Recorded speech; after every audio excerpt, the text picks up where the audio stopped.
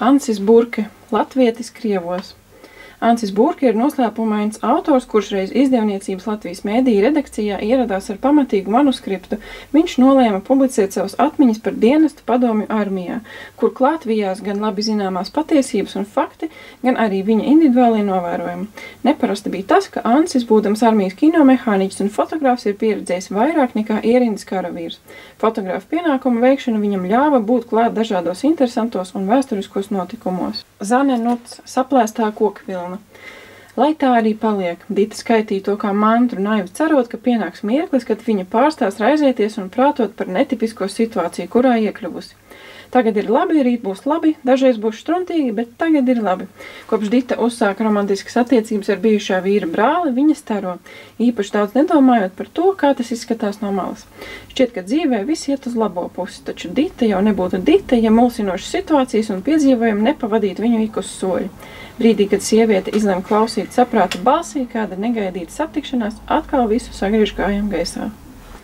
Visvaldis Varnesis Klīve. Bet ko tu teiksi savam dēlam? Visvaldis Klīve bija luterāņu mācītājs, teologs, filozofs, reliģija pētnieks, orientālists, sabiedriskais darbinieks, viens no LU teoloģijas fakultātes atjaunotājiem.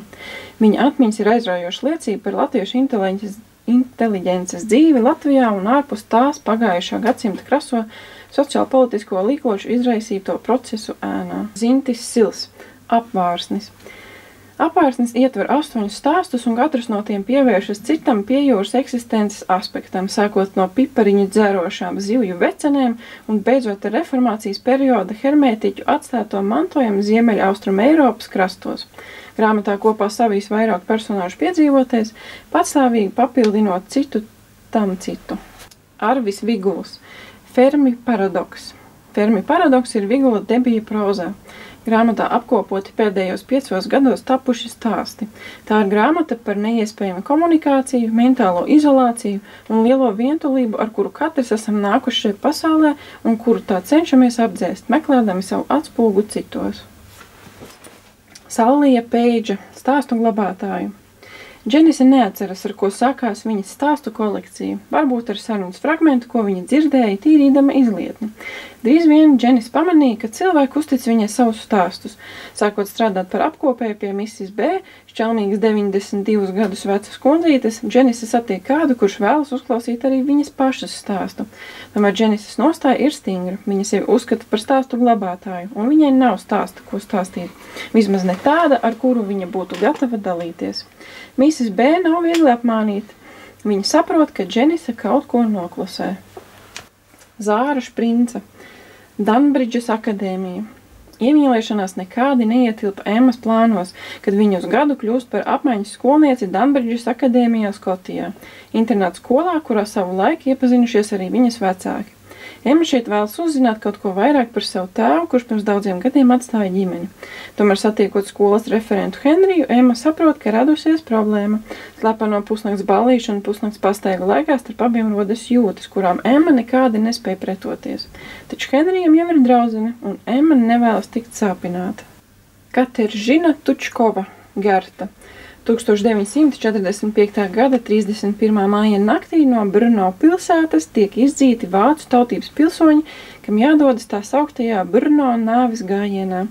Gera, dažus mēnešus vecas meitiņas māte, kopā ar pārējām sievietēm, bērniem un cirgavļiem dodas pretī nezināmai nākotnē. Nogurdinošais gājiens beidzas netālu no Austrijas robežas, kur daudzus izdzītos pievarē tīfa un dizentērijas epidēmija. Taču Gerai izdodas paglāties piespiedu Dienvidu Morāvijā, kur viņa paliek arī tad, kad deportācija vilnis ir beidzies.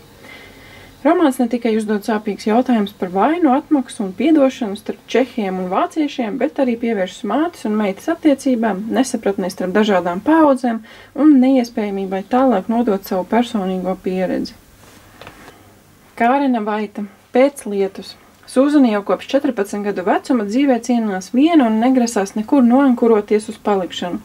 Boltonā viņa ieradusies, lai tur uz kādu laiku paslēptos. Jaunās sievietes izdzīvošana ir atkarīga no viņas spējas nemanot ienākt citu cilvēku dzīvē un atkal nozus no tās, nekad nepaliekot ilgi vienā vietā. Taču Boltona ir pārāk maza. Sūzana pašai nemanot satuvinās ar pilsētas mēru un viņa bērniem. Tomēr viņa nevar atļauties ilgi atrasties miera stāvoklī, lai arī beidzot atradusi vietu, kurā iederas. Tas tāpēc, ka kāds viņu meklē, un šis kāds negrasās likties mierā, kamēr nebūs iznīcinājis jaunās sievietes dzīvi.